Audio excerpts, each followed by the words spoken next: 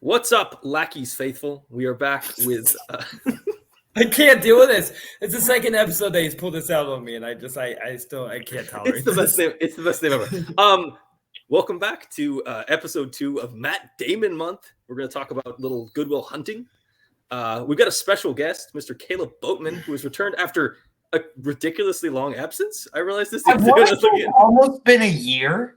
I'm pretty sure you were here in November. Exactly a year. No, it's Hitchcock. It was October. No, Hitchcock was November. Yeah. Well, we probably filmed it in like October, so it probably has been a year.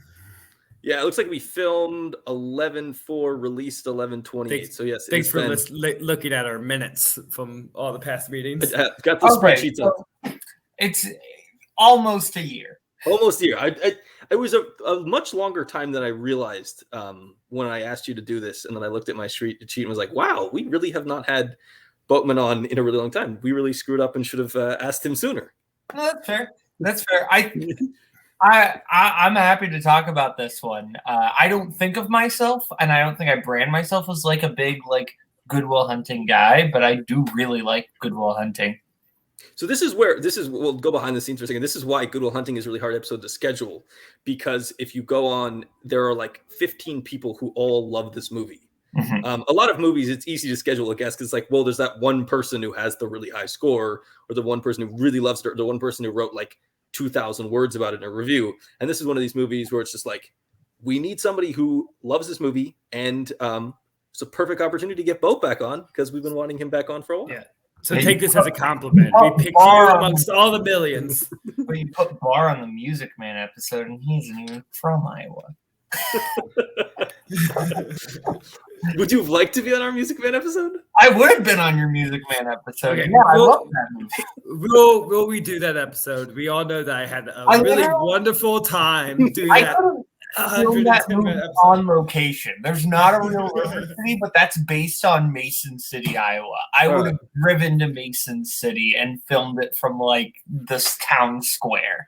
We will do the Boatman cut of the Music Man, where we take Zack out and just edit Boatman in. Yeah. Because let's be real, Zack disappeared for about 40 minutes of that episode in the original cut anyway. Mentally, not physically.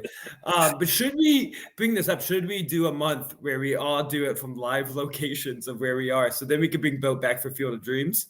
The biggest problem is I don't like Field of Dreams that much. Well, that's not the point. You just got to be there. We could do the Dick Van Dyke film Cold Turkey. Sounds good.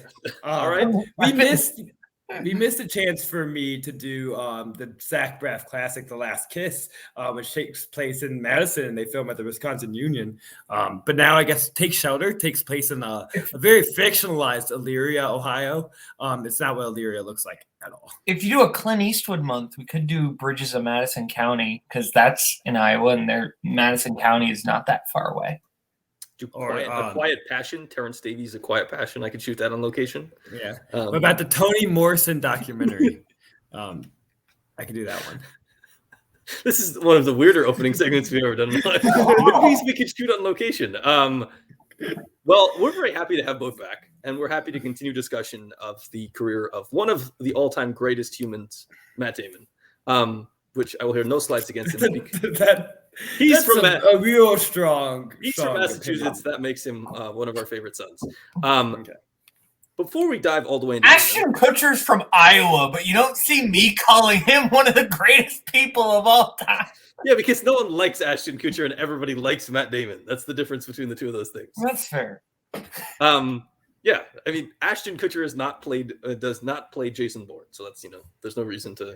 Yeah, but he played Hank in Cheaper by the Dozen, so same level. I'm trying to think how many Ashton Kutcher movies I've seen. I'm going to look that up. While Zach, why don't you tell us what your last Letterboxd movie is? I'll figure out the Ashton Kutcher situation. Are we sure this is an important use of our time? I think we need to work on where are you putting your efforts. I've seen 8 Ashton Kutcher movies. I'm making that up, but I'll double check later. I'm at my last scene movie, continuing the John Carpenter thing. You may know some fudging with how we're interpreting last, being that last time I talked about a later John Carpenter movie because I fucked up which one I was going to talk about. I'm going to talk about Tristine. Tristine is about Evil Car. based on a true story. About a car that kills people, and that's what the movie is. You get to watch like jackass kids fall in love with a car, and then it like starts to attack everyone who comes in the way of the true romance of machine and man. It's not as weird as it should be. I feel like it should be a lot. Carpenter kind of, in a way, for him, that's weird, plays a little straightforward. Doesn't really go into the corniness of the concept that it is. He's not a campy director. And I think a campiness might have been good. But I still enjoy the movie to an extent because it's, Carpenter making a thriller, and he knows how to execute that. And Stephen King wrote it, so he knows how to plot it and make an engaging, even though the teenagers are annoying, he still makes engaging kind of high school environments and silly concepts be somewhat thrilling. That's like the King go-to, is to make an evil card, somehow interesting. And it is. I will say, being with the card, probably an easy relationship. He might have something there. You can't really, go wrong. It seems like they had something, and I think everyone was doubting their romance, and they really just embraced true love. Love is love. Love is love. Good sentiment. That's the theme of Christine. I have not seen Is that Christine. the theme of Christine? Yeah, definitely is. I'm pretty sure the theme of Christine is like, if an old man warns you not to buy a car, you probably shouldn't buy a car. He didn't warn him. He said, "No, please take this car away." You're right. It's like, get this shit away from me. It ruined my family and killed everybody I love. Go take this car. It is this weird kind of like, you've got an 80s geek who starts like, that's the weirdest thing, is that Christine turns this guy into like the Fonz. Like, that is like the weirdest plot line of the movie, is that this guy's like personality and style just completely changes because of Christine. The whole movie kind of has a time warp issue that even when it's in the modern day, it still kind of seems like it's the 50s. Yeah, that's the thing, is I feel like if Carpenter almost would have leaned more into the 80s-y aspects of it, then the 50s dynamic would have seemed more jarring. But the whole movie, like, I kind of forget that, like, oh yeah, this is supposed to be like the 80s. Like, he makes it feel timeless, and I feel like that's what most directors try to do when they're representing modern time. But I feel like for this, you need a real disconnect between the 50s and the time it's at. Yeah, I have yet to see Christine. I will say that my research has told me that I have seen 0 Ashton Kutcher films. Well, you never sounds like nope, no cheaper, no butterfly, no strings attached, nothing. 0 Kutcher. Sounds like our next month filling those blind spots. I mean, if you want to do another good old Iowa boy, you could do Tom Arnold movies. I don't want to do either of these ones. That's fair. We don't have a lot of good people from Iowa. Yeah, like, I mean, there's a lot of corn. Cloris Leachman. You could do Cloris Leachman movies. Could do Cloris Leachman. So I have seen some Tom Arnold. I've seen 4 Tom Arnold films. So slowly. You don't have to research everything that gets brought up, correct? I'm aware, but it's like part of my. I'm curious what Tom Arnold movies you have seen besides True Lies. Okay, True Lies is correct. Definitely seen some other ones. Yeah, he's in The Final Nightmare, the Freddy's Dead movie. Oh yeah. The Dustin Hoffman film Hero. Oh yeah. And then he weirdly appears in this movie called Bigger, which is the Arnold Schwarzenegger story. Oh. From like a couple years ago. That I am one of the few people on it who has ever watched this movie. He's in a movie called Saving Flora that has a giant elephant on it. I am in. That's why I'm doing after this episode. You big larger than life guy? Movie? I think I was pretty into it as a child. I'll do doubleheader. Saving Flora and Larger Than Life back to back. That's fair. All right, and I'll catch you up on Kutcher in the meantime. Okay. Mr. Boatman, what's the last thing you watched? The last thing I watched was a film from 1986 starring Meryl Streep and Jack Nicholson, directed by Mike Nichols. It is Heartburn. Heartburn is basically kind of this like timeline of a relationship between Jack Nicholson and Meryl Streep. And I feel like the biggest problem with this movie is that it does like the disintegration of the marriage well. And like you see why these two people don't work. The biggest problem is you don't really get why they should be together in the first place. Like, I really like Meryl Streep in this. I do not understand why she falls for Nicholson whatsoever, because they do not make Nicholson out to be charming or likable or any way. Like, Nicholson sells like the disintegration and the anger and the rage, and he does that all well because he's Nicholson. But like the actual like charming, like why this character would fall for him, he does not play well at all. Like, I don't know if I've never seen Nicholson really be charming. Like, he's been likable, but never really charming. Like, this is one of those rare things where I feel like Warren Beatty would have been like better than Nicholson. Like, I think Warren can play like the rage, but there you see why people find him charming and engaging, whereas Nicholson, I don't think really pulls that off. Interesting. That's a weird Nicholson take. That's like Nicholson's whole deal, is to be like charming and sleazy. What movie is Nicholson charming in? Like, he's like that's like why like the Oscars are fascinating. That's his persona, and also terms of endearment too. That's his whole thing. He's always like so slimy that where you go, why would anyone be into him except there's just something. I guess it's like I don't think he is in Heartburn. I guess is the problem. I think he still is, because that's just his charisma and his confidence that comes off. Because you looking at him, if you just saw him on the street, you would not think he would be like one of the most like charismatic movie stars, because he looks like a grease bag and his hair looks like mine. I'm really, really devolving into a real Jack Nicholson look with my hair, and it makes me very insecure. But I don't have that charisma to woo all these women and to woo Meryl Streep on camera, but some reason he just like makes it work and he owns it. And I think Heartburn still does that. There's like a different level of sleep. So if anything that he doesn't like pull off in Heartburn, it's the like credibility of a like big journalist.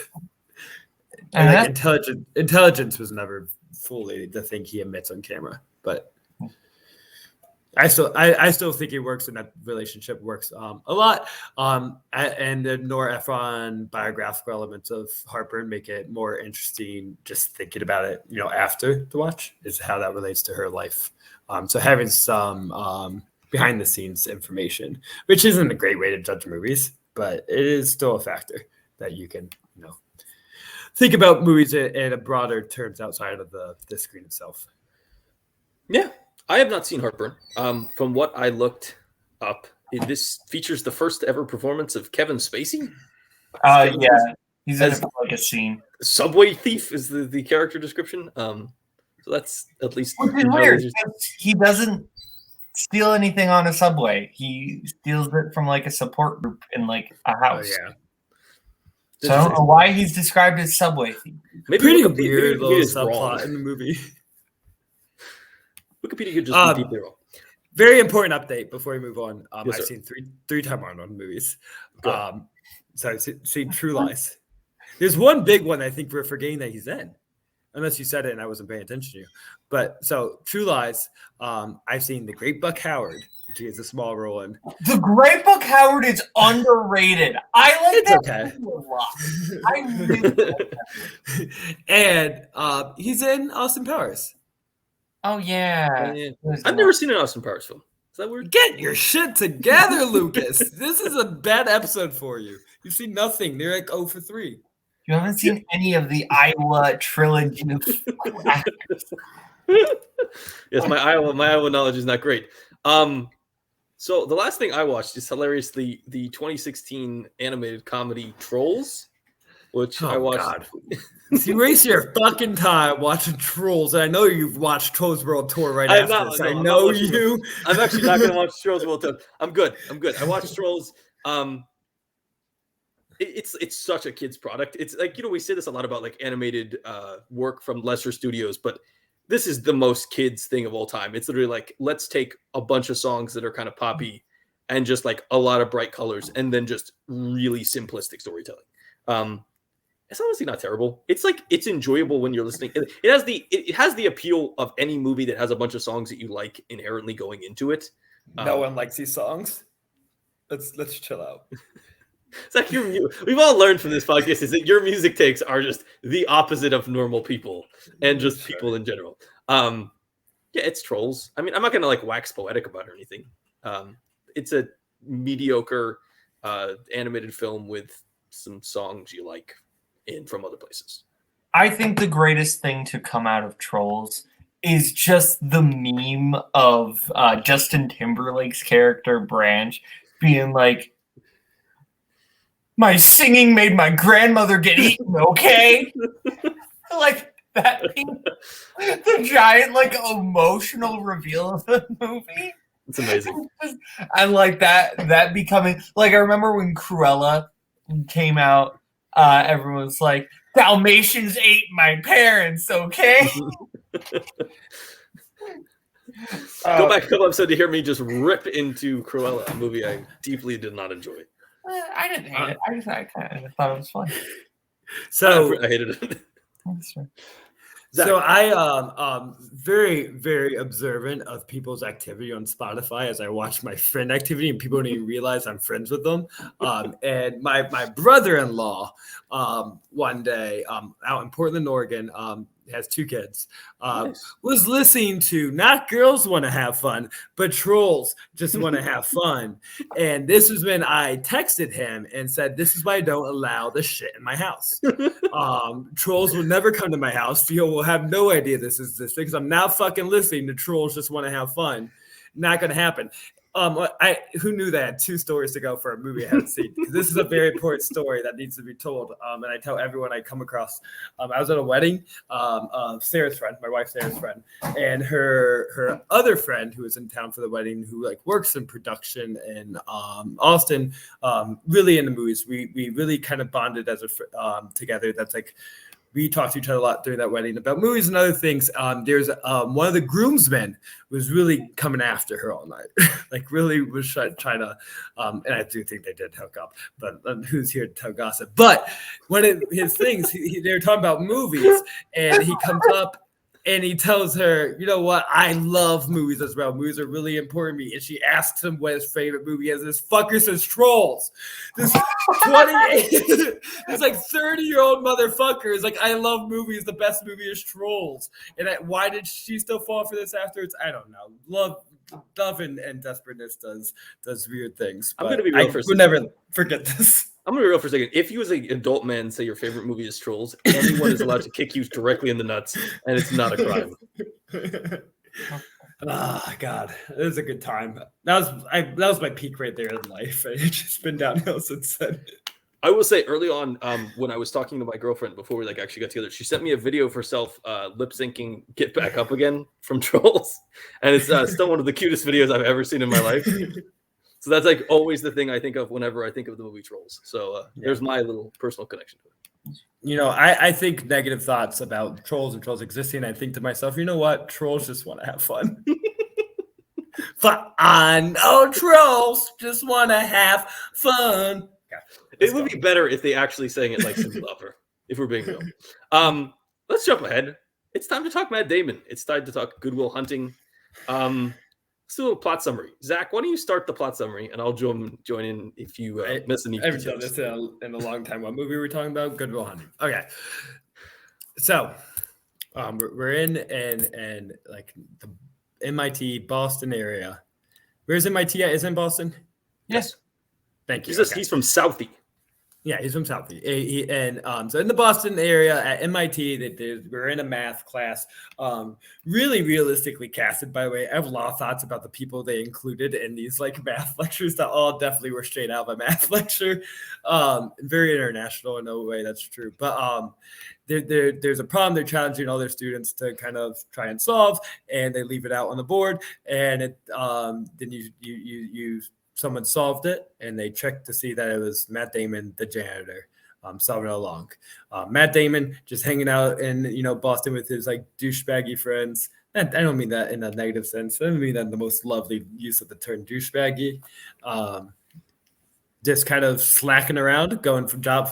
Once he finds out or once they find out, he might be worth more than he is, he kind of leaves the janitor position, starts doing other miscellaneous jobs. You kind of get the idea that he just kind of hops around. No real commitment. And as Stellan Skarsgård, who plays Stellan Skarsgård in the movie, Professor Stellan Skarsgård, sorry, he hunts down Matt Damon. He wants to kind of be a mentor to him, to really kind of, because he's a genius, essentially. It's a problem like no one could really solve, and really give him the opportunity that he deserves. And part of this is they have to break down all his troubles keeping him from wanting to succeed. He has a juvenile criminal record, and a long history of kind of offenses. And because I forget they break him out of prison. See, this is when you're supposed to jump in. But okay. Let me go back. You're doing really bad at the old. The reason he ends up with Lambeau is because he attacked somebody who bullied him as a kid and gets thrown in jail. And part of his parole agreement is that he not only works with Lambeau but also goes to counseling. Isn't it technically that he hurt the cop, not the guy? Like, he gets pulled down and then he punched the cop. Yeah, he attacks the officer. That's the specific reason why it's a problem. Yeah, as we know from America, they don't care about the people you hurt, only the cops you hurt. Continue. Yeah, I mean, the criminal justice system tends to defend their own better. So he also meets this girl, Skylar, who is a senior at Harvard, which is also in Cambridge, the same place MIT is. And, she's sort of last year student. They start up a fling. Will baffles a bunch of psychologists until they meet up with Dr. Sean Mcguire, who is Stellan Skarsgård's college roommate, who now teaches at Bunker Hill Community College. And there's sort of we're going him last because we look down on the community college professor rather than the real high-class shrinks. Will and Dr. Mcguire develop a really serious relationship where they, kind of go through all his issues, kind of break down the barriers, the defense mechanisms. Will is constantly using his intellect and his ability to read stuff to challenge anyone and push them away, because he constantly knows more than anyone else, that basically can dissect therapists before they even get to the point of helping him. But they're simpatico souls. He's from Robin Williams is also from Southie. He also similar background. Also has that genius outside of the unexpected, community persona. I actually don't think Mcguire is a genius. I think that the reason they connect is because I think he is, not as much as Matt Damon is, but that's definitely what Stellan Skarsgård is so upset, is because you could have been more, you were the best of all of us. He claims, even Stellan Skarsgård at some point says you were smarter than us always, to Robin Williams. I guess we'll have to debate that. I'm not sure if that meant he was a genius or that he was a better. I'm gonna look up the fucking script. Challenge. I'm looking it up. All right. They have the therapist thing goes on. Skylar and Will start getting more serious. She asks him to move to California. He kind of pushes her away because he's used to people in his life failing him. He starts ditching job offers. The movie continues, and Lambeau finally breaks down the last barrier with Will. Will's best friend Ben Affleck basically tells him, "Please don't fucking be here for the rest of your life. You're better than construction and all this stupid shit."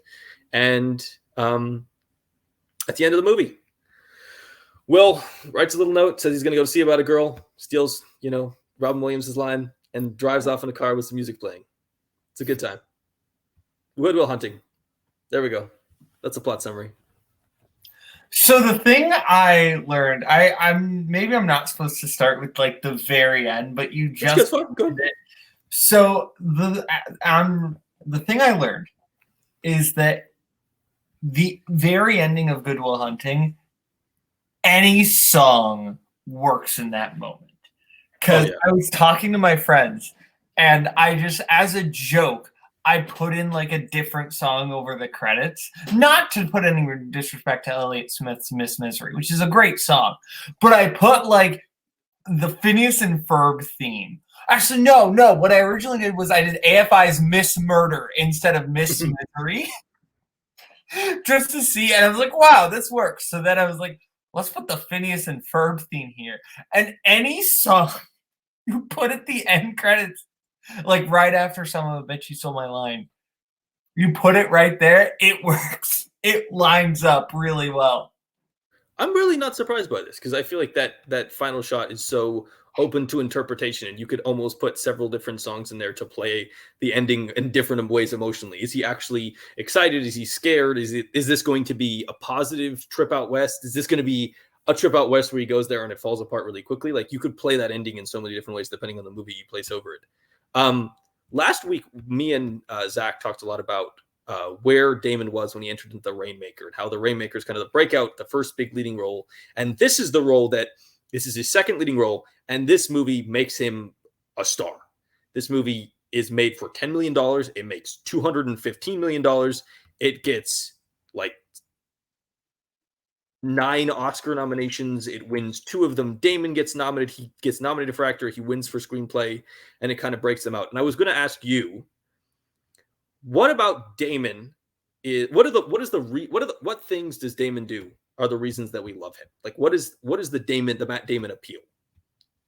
I think it is that he is able to be, he is kind of this like nerdy looking weak guy, but he's able to play tough, Mm-hmm. He kind of has the same appeal as like I'm trying to think, like, I feel like there are some, like, honestly, almost like a Frank Sinatra a little bit. Like, I feel like that's a weird example, but there are just some guys who, like, there are some classic actors that are kind of smaller, can play a little weaker, but, like, they can also play that tough. I think that's why he's versatile in that way, but he also has that kind of star, like, you always can kind of tell it's Matt Damon quality. And I think that's why there's something kind of warm about him throughout all of that.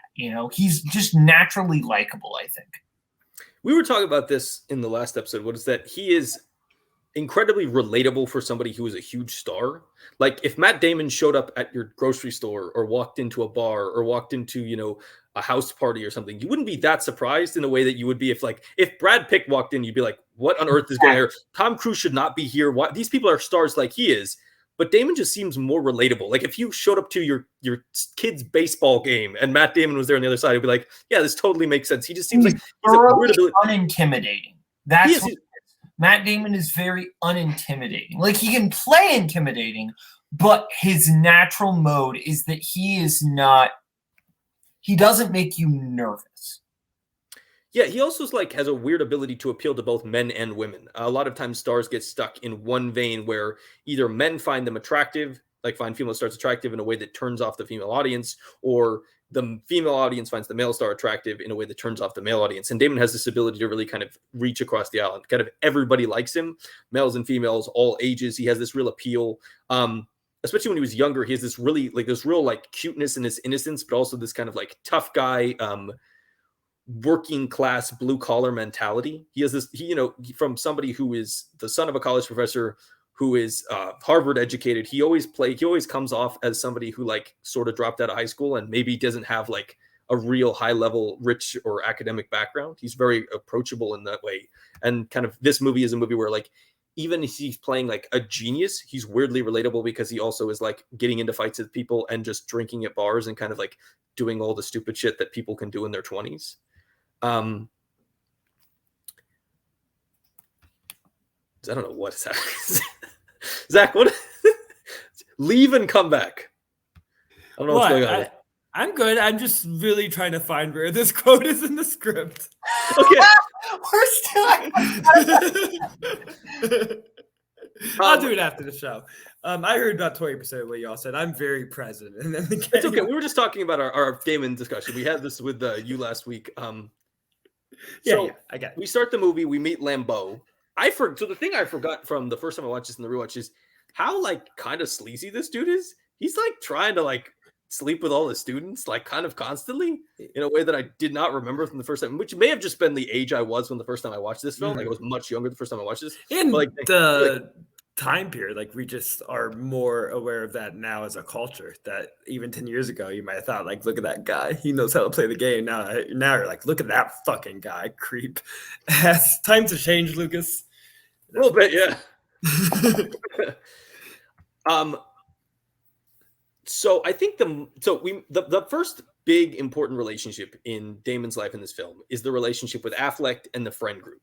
And I was thinking about this when I was watching, is that like, it's kind of impressive how Affleck was willing to write the screenplay with Damon and then take such a smaller role than him. Like, fucking found it. All right, give me one second. I'm impressed by how much Affleck is willing to take a smaller role in this. Like, he could have been like, I want as big a role as Damon. I wrote the screenplay too. But like, outside of, he has like one scene where he gets like a lot to do, and the rest of it is just like his goal is to be Matt Damon's friend. It's a really selfless performance, but also one that like is really important because you need to have that friend group outside. So you realize that while he is somebody who has all this hurt and like pain in his past, he's not somebody who's completely alone. Even when he pushes people away, that he will always have these, I don't know what he calls them, gorillas or something. Idiot gorillas was the Skarsgård line. He always has these people around him. I think that their inclusion in the film is deeply important, but also like big props to Ben Affleck for being willing to just take a much smaller role than he like necessarily had to take to like make the movie work. I will say, I think that Affleck kind of maybe knew that this was the role he could play best. Mm.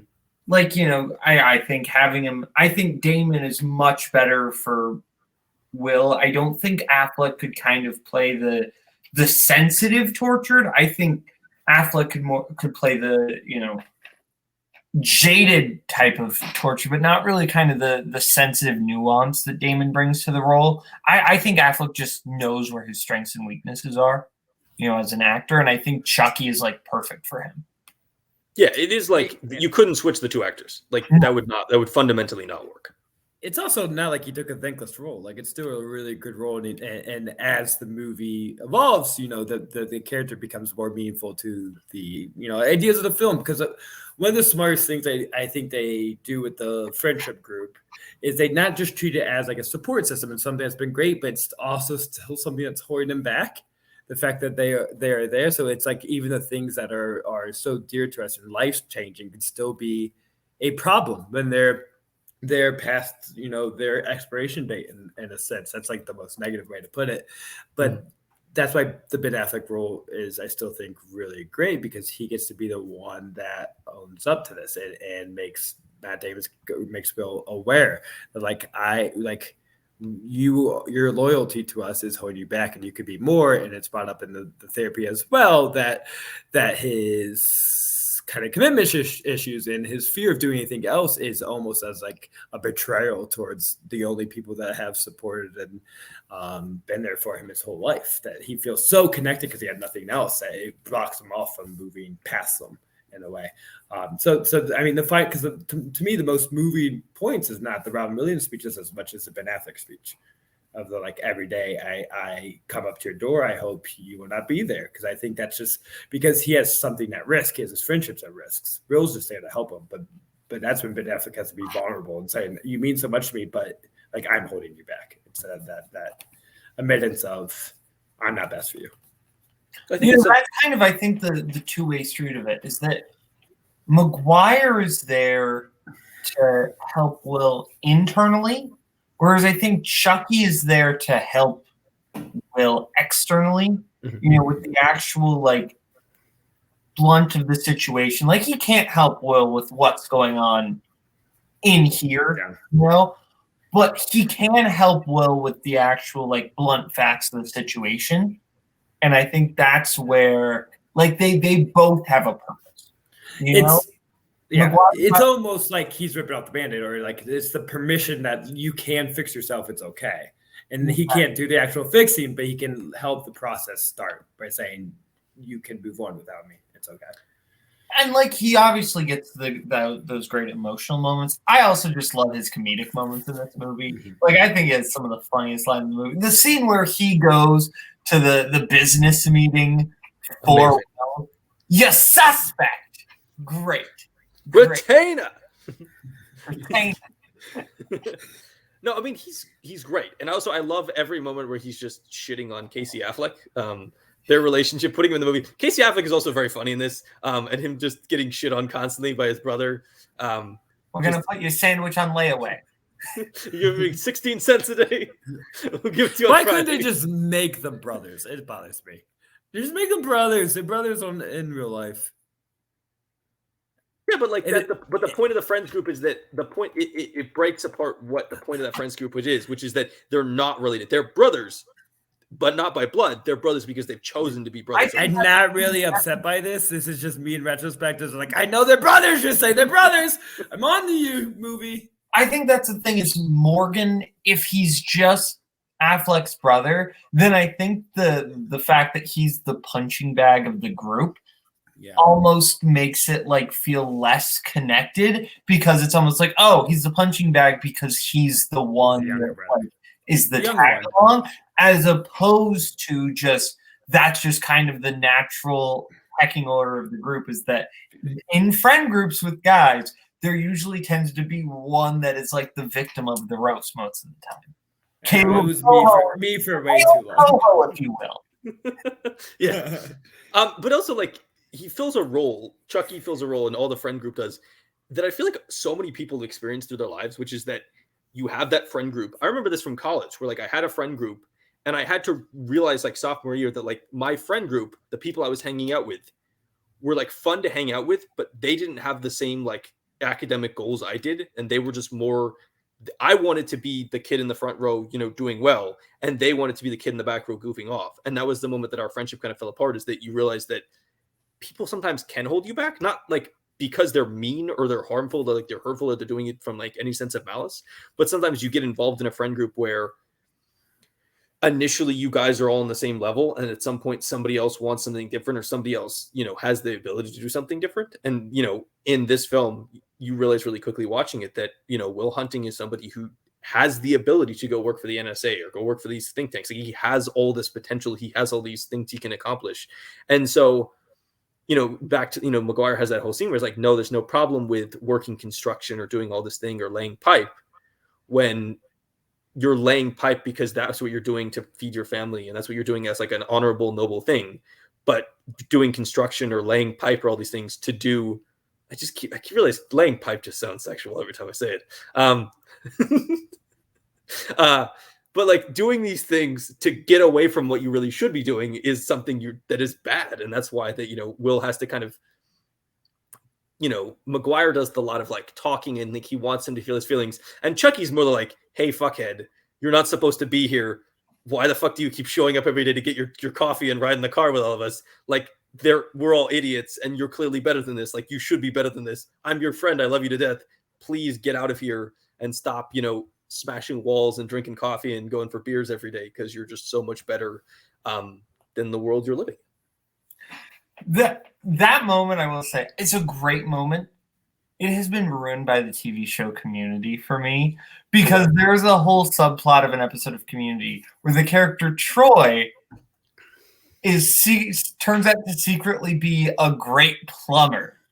So it's like the inverse, and like they do the whole, like they set up the broken sink for him to fix it. Like, I've never seen anybody fix that. And then the character Abed gives the speech to Troy. You know what the best part of my day is? It's when I look up from my desk and I think, maybe he won't be there. So then the next day, he's not there. He's sitting in another part. Yeah, he said the best part of my day is when I'm not there. Oh, man, that's terrible. It's from a movie. Well, then the movie it's from is terrible. I have never seen Community.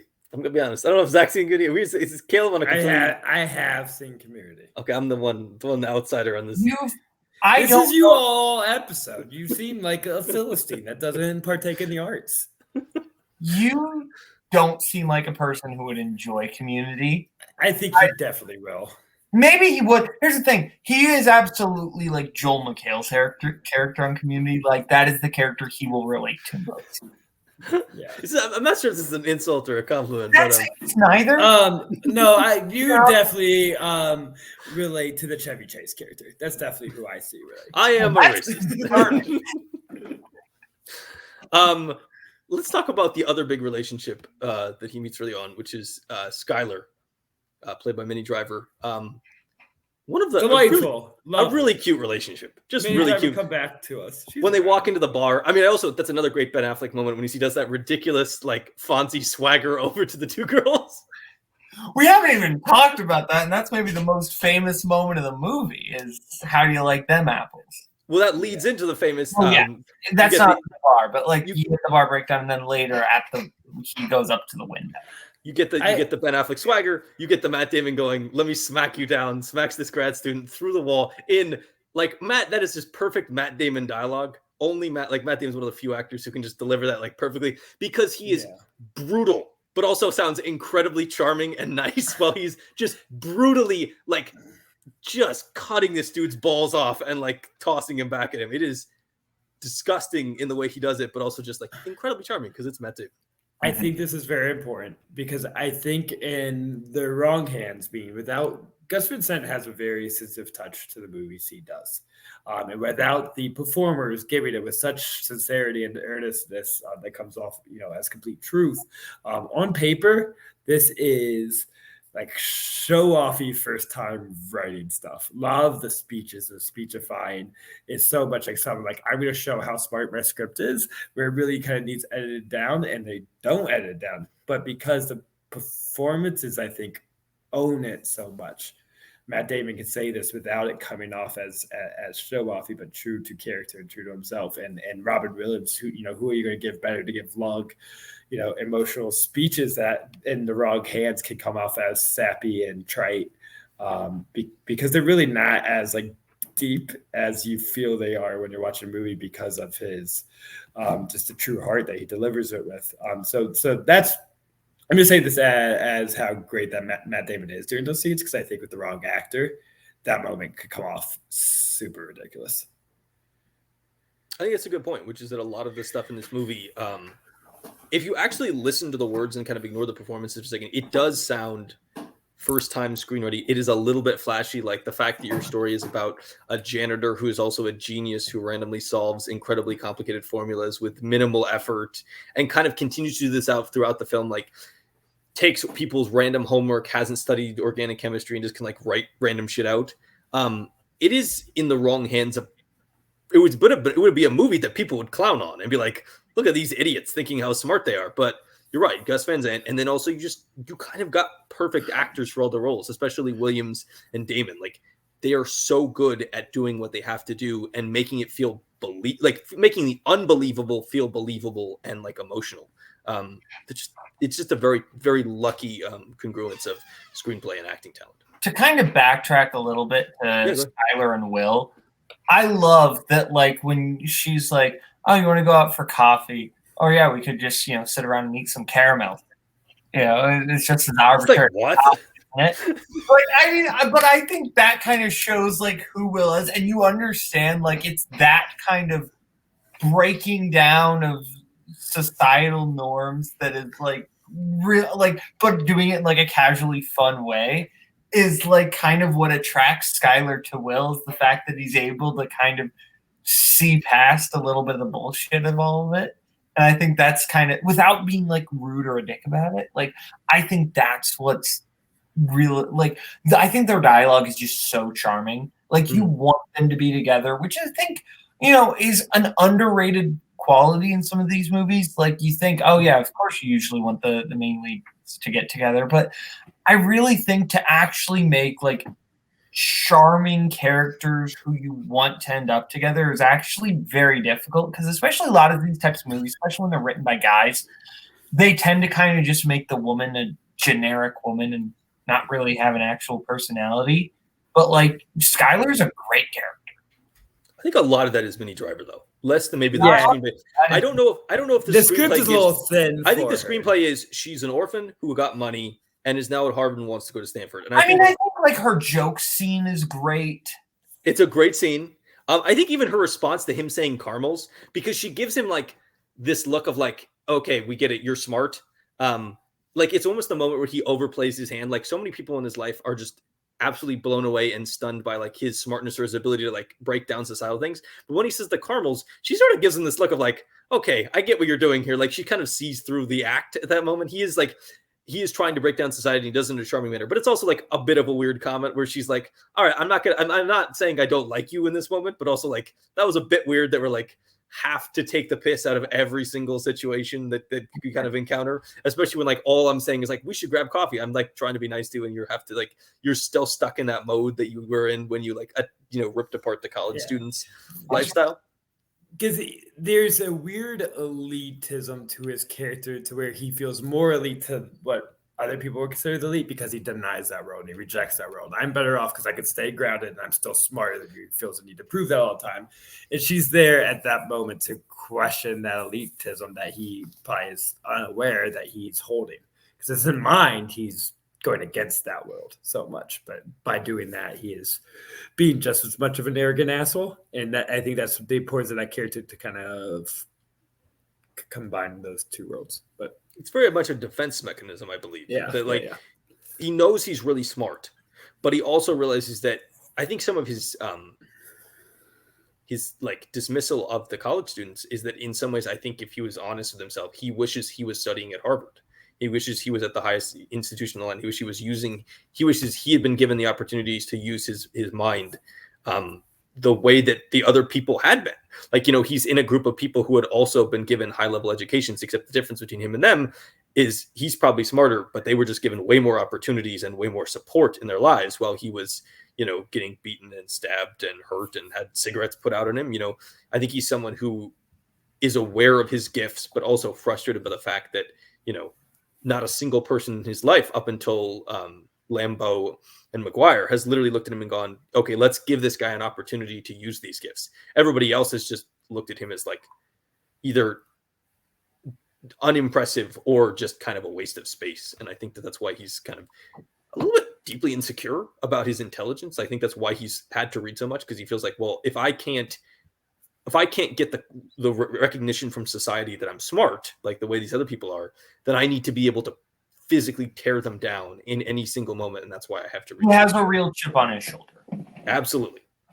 And it's not only a verbal chip, he will literally fight people. Yes. And that kind of gets him into trouble in the first place. The final relationship that's really important to him is the relationship with Mcguire. Lambeau and him sort of have a relationship, but that it's sort of, they're sort of using each other. Because it's a plot-based relationship. Lambeau realizes he needs him, and Hunting clearly feels Lambeau is an idiot and not worthy of like his talents. In fact, he rips him down several times. Lambeau's the scout, not the coach. Yeah, Mcguire. Robin Williams, who I really haven't seen Robin Williams in a movie in a while, so like this was that's because he's dead. No, but like I hadn't watched him. Shocking. Breaking news. Robin Williams is infected. I thought you were just a little confused. Like, where's Robin Williams? He hasn't been in the movie in like 7 years. Just disappeared. No, but like I hadn't seen him in anything recently. And first off, really good Boston accent for someone who is not from Massachusetts. Like, Damon's just has like a Damon's real is good. Boston like persona to him in general. Like you really could look at Robin Williams and think that guy's is probably from Boston. Where is Robin Williams from, actually? I don't know. I'll look this up. I bet you he's like going to be really unexpected. It's going to be like Oklahoma. Either you'd think New York, but I sadly think New York. He was born in Illinois. Okay. And Chicago makes sense for Williams, or like Chicagoland area. Well, Chicago's another place that sort of like Boston has a little bit of that like fuck you mentality. Mm-hmm. But yeah, no, he has a really good accent, which is like, it's also very understated, which is like really hard to do. I've had a lot of discussions recently of like great Boston accents, and the big mistake they do is Ben Affleck makes the mistake that a lot of people do, which is that it's way too much. It's way too much at all times. Like it's like not from Boston though. He is from outside of Boston, right? Okay. He was born in California, but then he moved to Boston, I believe. But his accent has never been that good. Damon is more like. But Casey's is the best. Casey Affleck's Boston. Maybe because he was younger when they moved, and you think that impacted it. Well, I don't know if he's lived that. I don't know if he was in Boston that much. Like I know Damon stayed there longer. He went to Harvard for school. Didn't really move to. They knew each other growing up, so of course they had to be there for some bit. No, they were both there for some, but they weren't there. Like I believe Affleck moved back out to California before Damon did. Man, we need a research team. We really provide this stuff to us. You need an intern. An intern. Yeah. There is no college in the world that will take credit and they'll give college credit. Oh my God, you jackass! They moved when he was 3. He was there like his whole life. No, I'm just telling you, his accent is not as good. His accent is really overplayed. You just create a fictional background of his family. I did not create a fictional background. I said he was born in California and he moved to Massachusetts. And then I said he moved back to California before Damon did. That's all correct. His accent is kind of weak and a little bit over the top. Damon's is good, but Williams really plays it understated. And you know what? I'm going to let you guys talk about it. Robin Williams. Caleb, come on. Tell me, why is Robin Williams so good in this movie? Why is he the best actor that's ever existed? He's honestly up there. He's in probably my top 10 actors of all time. I think the reason why Williams is so good in this movie, you look at Robin Williams is naturally just one of the most likable people of all time. I think generally you look at anything Williams has done, there's just something naturally likable about him. But I think the reason why is I think Williams, he had such a natural wit that he doesn't feel like he's faking his smarts. It generally feels like, what he's saying, it feels natural. And I think that's a big important part of it. But I think the fact that he's able to find some of those humorous moments and say certain things that aren't necessarily all that funny. I think in the hands of any other actor, the whole fart in her sleep monologue, I don't know if it would be as funny in the hands of another actor, but the way he delivers it is just perfect. And I think he's a natural storyteller. I think that comes from stand-up, is that one of the big important things with stand-up is you have to be good at telling stories. And the way he tells the story of the World Series game. And obviously Carlton Fisk. What? Carlton Fisk. 1975. Game 6. The way he tells that just feels so natural. And I just love when he verbally spars with Stellan Skarsgård's character, Gerald Lambeau.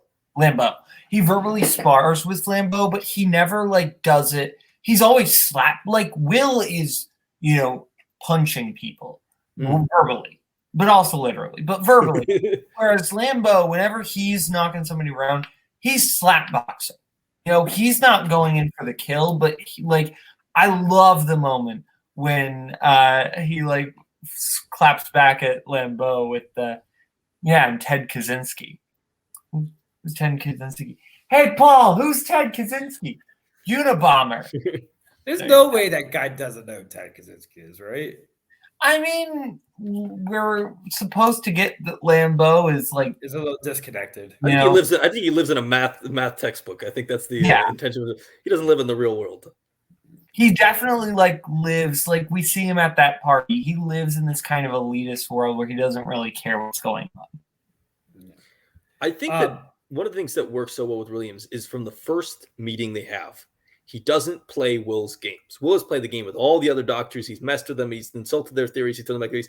And the biggest thing that Williams does in the first thing is when Damon takes a shot at his dead wife, he's like, I'm going to fucking end you. And basically physically threatens him. And at that point, there's just the other, Damon's like, wow, okay, this is a little bit different. This person's not just trying to play, who can read the most psychology theories. He's there's a sense of realness to him. There's a sense of just what therapy really should be, which is a conversation kind of sussing out the problems and trying to understand the person rather than, a discussion of, outdated psychology theories, which are sometimes, ineffective and unhelpful. Zack, and the streetness that I think Damon needed for someone to connect with. That's make it feel like he's someone that grew up in his life. So about Williams as an actor, I think his greatest strength as an actor is that kind of common idea that comedians and comedy is a way to not necessarily hide, but to facilitate your pain and your struggles and your journey through humor.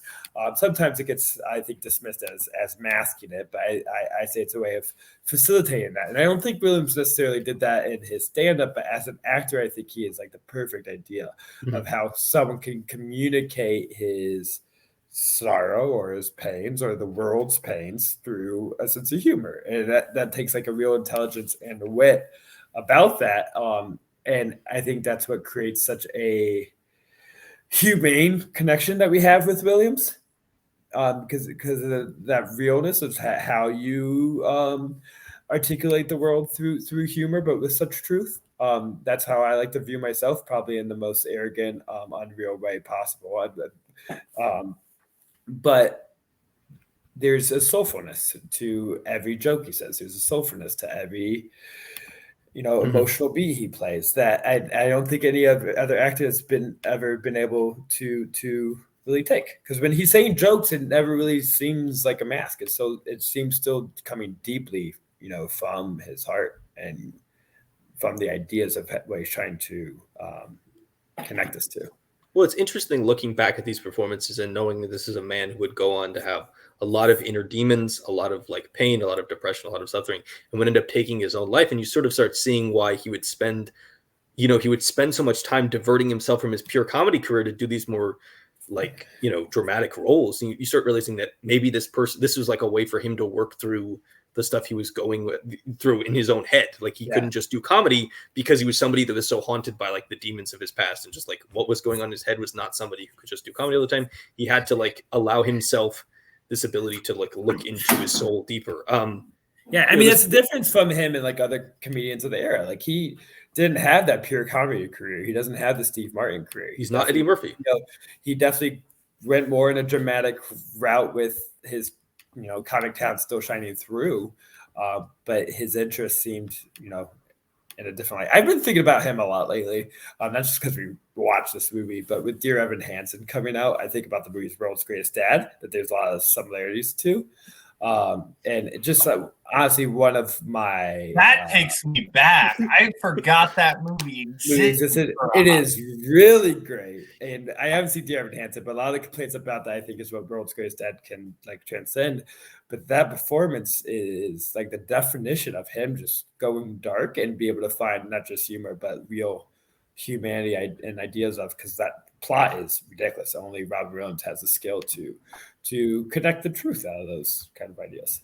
I think a really powerful moment in this movie is the moment where he challenges Will to look at his own life and evaluate it and figure out if he's going in the place he wants to go. And then Will basically, as a defensive mechanism, throws it straight back at Williams and, is like, well, what are you doing?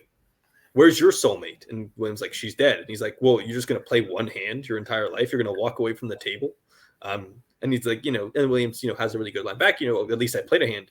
But it also really, what he says to Will sparks all the stuff in Will. And at the same moment, Will does the same to him. And, at the end of the film, we get to see Robin Williams like, no, I can't lock myself into this box where I'm just going to class and doing the same thing every day. I have to go out and like, try to do something else that I had somebody, I loved her. I had this amazing life with her, but she's gone now. And that, allowing myself to move on and do something else and, experience the world is not in any way like letting her go or saying that she doesn't matter. I think those scenes between the two of them are just real powerhouse actors going back and forth. And I think it's one of these many moments you see this throughout Damon's career, is that he often gets these moments where he's put on one-on-one confrontations with like really famous actors. And the reason that Damon was going to be a star is that he can always hold his own. He does this in Rainmaker with Jon Voight, and he does this here with Robin Williams. And you're like, oh, okay, this, this 22-year-old, 23-year-old kid might actually have like a legit shot to be, someone with a really long and illustrious career, because he can go totally hold his own in a scene with Robin Williams. Continuing with the Matt Damon performance, as you said, that something that we talked in Rainmaker, how like on paper that was kind of a nothing role, and he just delivered that with pure movie star power. This one I think is like some legitimate acting that I kind of forgot was there. Like this is not just a movie star role, but he has to be able to display his demons on camera and see his kind of wheels not turning but like grinding and battling themselves, so that his like psychology taking over from him making the right decisions. And I feel like you are aware and connected to that idea at all times through his face acting, through his mannerisms, in a way that and maybe we don't give enough credit to Damon as an actor's actor. I think when we do this, we do Talented Mr. Ripley, we can reevaluate. He's not just a movie star, but he does have the Ripley next. We're doing the 5 movies in a row. And okay. Yeah, I mean, that's a good run. Why are you peeping, Tommy? Skipping Dogma. So Dogma was the one we skipped. Fair. I think that there's a lot of these moments. I think one of the big emotional moments that you like have to land as an actor, otherwise it falls apart really quickly, is the scene in the dorm room with Minnie Driver when she like basically finally challenges him. Is like, why do you keep dicking me around the bush? Why do you keep telling me that you have brothers, or you have this, or you don't want to go here? Like, why do you keep lying? Why do you keep switching things up to me? And you have this moment where like she just wants to find out if he's even invested in the relationship, and it sort of opens this floodgates of like, you don't get what it's like to, you might get what it's like to be an orphan, but you don't get what it's like to have people put out cigarettes on you. Like, I've had to tell you these lies about like why I have this injury or why I have this burn. Like, there's not a cute, fun story. It's not I got into a fight or I got bruised. I didn't get bruised. I didn't get like normal kid accidents. Like, no, I was like seriously, deeply abused. And we see the pictures later in one of the scenes with Robin Williams where it's like, no, his body was like, there's some shots of his torso where like no kid should look like that in any kind of home. That is like, there's no way for that to happen unless somebody is, sitting back and saying, I'm going to hurt this child. And it's those moments where you like, Damon plays these really emotional scenes, but he also plays them with like a really deft touch. It doesn't become Lifetime drama. It doesn't become soapy. It doesn't become sappy. It's not something where it's like, oh my God, okay, they're doing another crying scene again. Like, it's just, he has a really good grasp of like when to push it and when to pull back in such a way that makes his performance always seem like a real person experiencing trauma and crying, rather than like a caricature or some kind of like goofy, like, oh, we've overdone it with this drama, which is, something that happens with a lot of dramas. I hope I'm not mixing up scenes here, but I think one of the great elements to that scene is that it's intercut with like the father taking the steps, yes. And I think a lesser director would have either A, not put that in, or B, put it in, but you actually would have seen Will getting beat as a child. And I think the fact, because you don't actually see that, right? I'm not misremembering. No, you just see the steps. You just see the steps. Smart. And I think that is so brilliant, because I think anything more would have been too much, but just the steps is so intense that we fill it in. Mm-hmm. And we also make the association that for Will, like just the steps, like just like the sound of his father coming up the steps is traumatic to him. And I think that is like just such a brilliant move. It also, not showing too much, controls what the movie is about. I think if you show too much, it becomes a movie about abuse rather than a movie of someone trying. Really, it's a movie about therapy and a movie about someone trying to overcome their struggles. But if you start to show too much of his background and his past, it becomes about that specific trauma rather than his, overcoming it. And the shot of the steps is, I think, clearly meant to be like what the kid sitting at the top of the steps waiting to get hurt would see in that situation. Like, that's what he knows it's going to happen, because it happens so often that he's aware that this is a thing that happens to him in his life. So that the fact that he knows his dad is coming upstairs and he knows what that means. So that like, and then you as an audience is then put in the same place of going, oh, now I understand what this means to this little kid who would have experienced this trauma.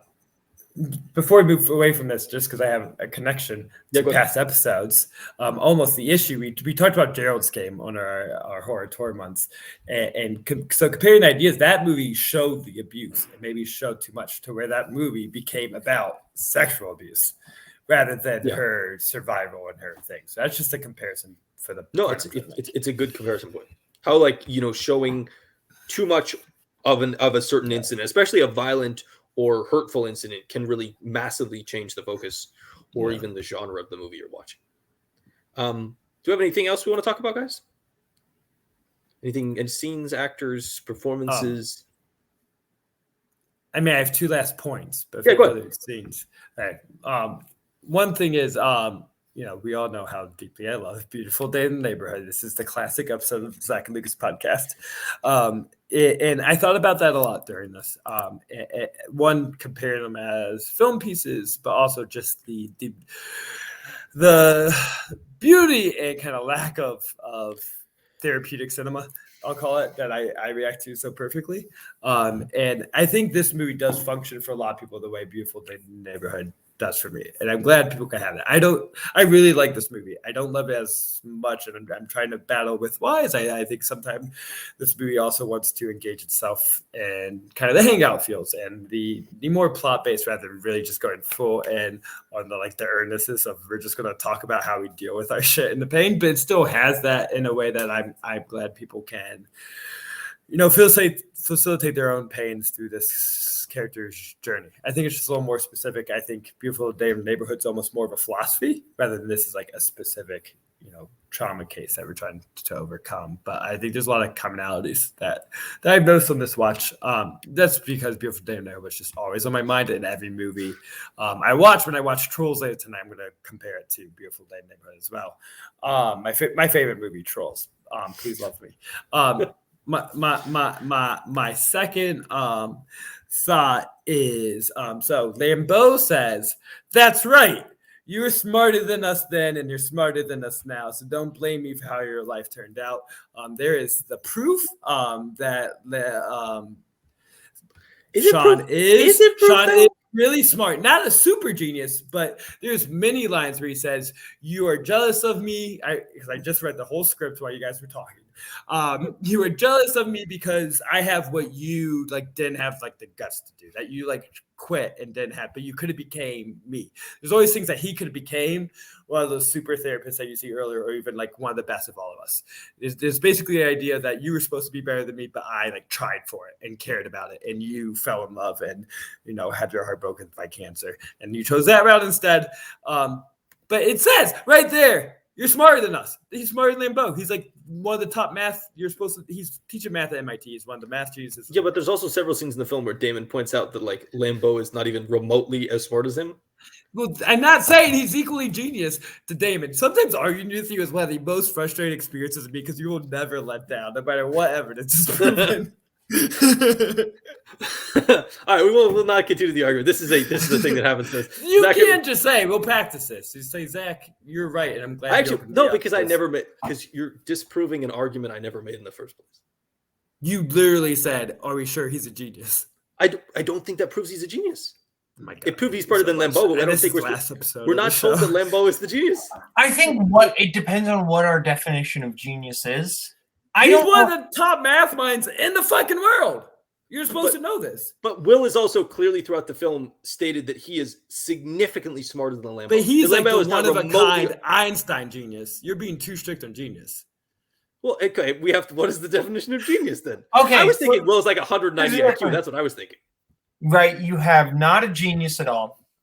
And then you have Ben Stein, and then you have Einstein. That is a reference to Jimmy. Where's the little Einsteins in this?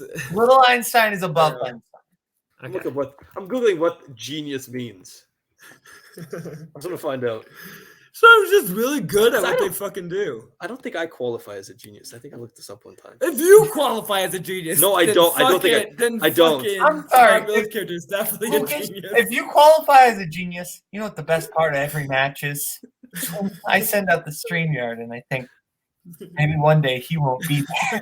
Because if you're a genius, why are you playing? No, I'm not a genius. I don't think I am a genius. I think I don't fall. But the fact that you're even considering that, maybe you're a genius means that Sean is definitely a genius in your mind. It either means you are too good for movie trivia, or B, it just means you have way too high of an opinion of yourself. I took an IQ test one time, and I missed qualifying for Mensa by a couple points. That's the only. Do you think you are smarter than Sean? Which Sean? Mcguire. I didn't know if we were talking about Wasserkrug or Sandberg. All those that class. I mean, I feel do you remember that experiment of the monkey and the typewriter? I'm not gonna finish that joke. I just want to say the fact that Lucas took a deep breath and thought about this makes me really mad at him because you're not. He's like the top of the. You get the idea that he would be like the top of the field if he wanted to be. That's what they say by all. See, so I have a degree in psychology. It was my second major as an undergrad. Good for you. I don't. So the thing is, I don't know necessarily. I think that Sean is clearly an amazing therapist. I don't necessarily know if he would score amazing on an IQ test or like in qualifications of geniuses and stuff, because because fundamentally what he does different than the other therapists is that he's just having a conversation. He's not quoting. He's not like building like bizarre theory maps and trying to map everything onto past theories. There's something really simplistic about what Sean does as a therapist, which is incredibly effective. Is he's just having a conversation. He's not doing anything technical with like the study of psychology. Nothing he's doing. But it is still kind of it's that like technical understanding of other people's thought processes. No, it's very impressive in that respect. Yes, it's just not an academic. Really, it's not particularly academic. Like he's a genius in the field of his job.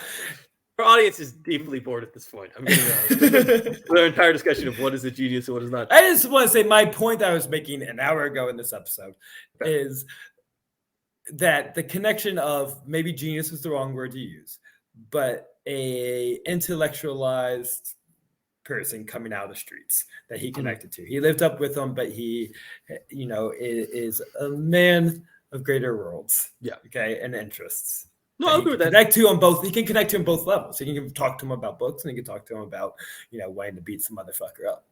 I think the two biggest values that Mcguire brings as a therapist is one, Will recognizes him as a real human being and part of the real world. All the other people he looks at like these like birds parroting theories, and he mocks them for it. And I think secondarily, Mcguire's real strength is that his emotional intelligence and like intellectual abilities in terms of emotions, in terms of like human beings, is actually really high off the board. Like and it's what Will is lacking in a way. Absolutely. I mean, Will is the complete opposite. Will is deeply emotionally immature and like just a freak genius who can like look This is us. You're the freak genius and you're emotionally immature, and I have to bring you back down to reality in the earth. But wow. I'm not sure I want to take that insult and that broadside. Boatman, you want to weigh in here? I don't think either of you are either of these characters.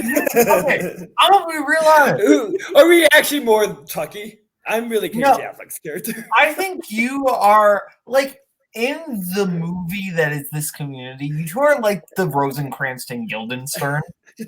Like you are absolutely. I'm a side character. I think I'm like a side character, like the comic relief that gets like maybe a dramatic subplot.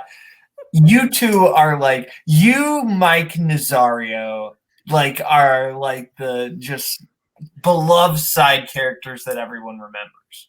Existing in our own world, and we run our own story. Yeah, like you kind of have your own little subplot in the movie where you intersect with like the main characters.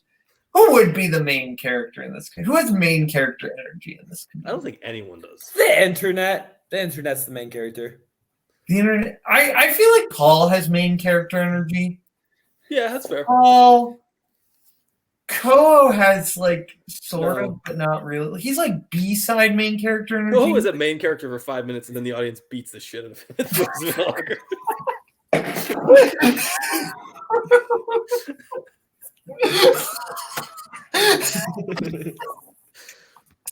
Our audience who does not know these specific people we're talking about right now. Yeah, because we have a very broad audience, but I don't know what we talk about this community. We speak to the masses. There are 40 people who watch some episodes, so like there might be there's somebody. That's only when Paul posts this on his letterboxd. That's fair. All right. Let's do final thoughts on Goodwill Hunting. We've gone down a weird diatribe. Zach and I had an argument about what is a genius. Which is tell us in our email at Lucas and Zack podcast at gmail.com. Boom, correct. Wait, was that correct? That is correct. Oh, good. I'm glad you went with a basic ass email name. Yeah, because I'm a smart person, because you want your email to be easily rememberable. All right, final thoughts. Zach, final thoughts, Goodwill Hunting. I said it. It's a solid movie, a really good movie, and we need more film about becoming our better selves. Boston. I think that this is a fantastic movie. I think it is a film that is able to. It's a drama that is able to not feel melodramatic, in a way that is cheap. It is such it's an honest movie, is I think what it is. It never feels like it's going for the cheap moment. It always is going for very honest emotion, and I appreciate that. Without being afraid of being funny. It's still able to and don't forget the coffee is just one of the great movie jokes, jokes told by a character in a movie. I think that's up there. I mean, shout out to those just classic old style Dunkin' Donuts coffee cups. I remember those things from when I was a younger person. Just when you were a janitor at MIT, the good old days. I've never been to MIT. I will say that Lucas does have Will Hunting energy. I don't know if Zack has Sean Mcguire in it. People tell me I do, and deep down inside me, maybe in 20 years. You talk about how Robert Williams was 47 when he made this movie. It looks. Robert Williams was born at the age of 40 years old. I shared a fact with Lucas when I was watching this, but Leonardo DiCaprio right now is a year older than Robert Williams is in Goodwill. But that's because Leo DiCaprio was literally 15 until he was 35. He was literally 15 years old until he did Blood Diamond, and Robin Williams was literally 35 to 40 when he was born. He's 35 years old in the 1980s. You look at Mork and Mindy, and you look at Insomnia.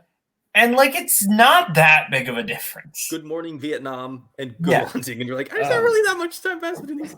It's what it is. It's honestly, it's the hairiness. The dude is a freaking hair machine. His beard, he's his entire body. He just has that real he has that old man look, where it's just your body hair is just really outgrown itself. Every time he's his arms are too hairy, his beard is too hairy. It's great beard, Robin Williams. I will say, people weirdly, Matt Damon is a celebrity comparison I've gotten for my entire life.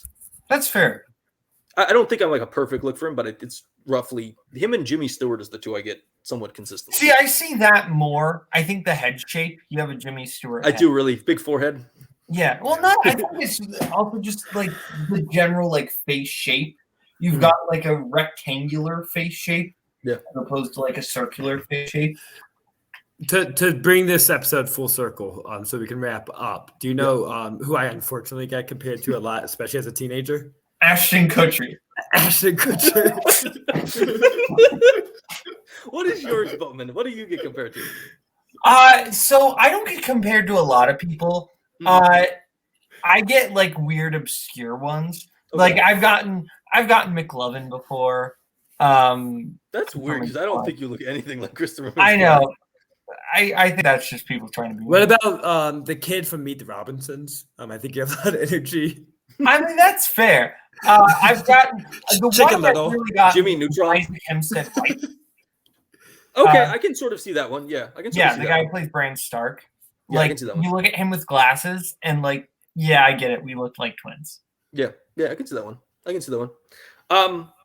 Yeah, I will say I think this movie adds on to Damon's legacy in that he is not only somebody who can be a movie star, but also somebody who can act in real serious drama and can also write a screenplay, which he hasn't done a lot in his career, and is on the whole, after Goodwill Hunting, not super successful writing movies.